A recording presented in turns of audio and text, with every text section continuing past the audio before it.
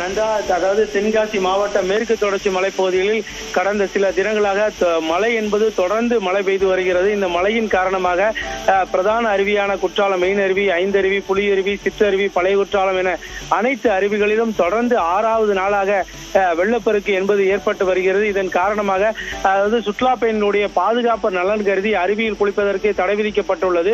மேலும் அதாவது தீபாவளி பண்டிகையை முன்னிட்டு விடுமுறை அறிவிக்கப்பட்ட நிலையில் தற்போது குற்றால அருவிக்கு குடும்பமாய் சுற்றுலா பயணிகள் வருகை என்பது அதிகரித்து காணப்பட்ட நிலையில் அருவியில் குளிக்க முடியாமல் செல்வது மிகுந்த ஏமாற்றம் அளிப்பதாக சுற்றுலா பயணிகள் தெரிவித்தனர். மேலும் அந்த அருவிக்கரையில் வரக்கூடிய சாரல் மலையில் நனைந்தபடி தற்போது செல்போனில் புகைப்படம் மட்டுமே எடுத்து செல்வதாகவும் சுற்றுலா பயணிகள் தெரிவித்த நிலையில் அவ்வப்போது மழை என்பது தொடர்ந்து மலைப்பகுதிகளில் பெய்து வந்தாலும் கூட குற்றாலம் முழுவதுமாக சாரல் மலை என்பது தொடர்ந்து மழை என்பது நீடித்து வருவதால் சுற்றுலா பயணிகள் மலையில் நனைந்தபடி தற்போது அருவியில் குளிக்க முடியாமல் ஏமாற்றத்துடன் செல்கின்றனர்.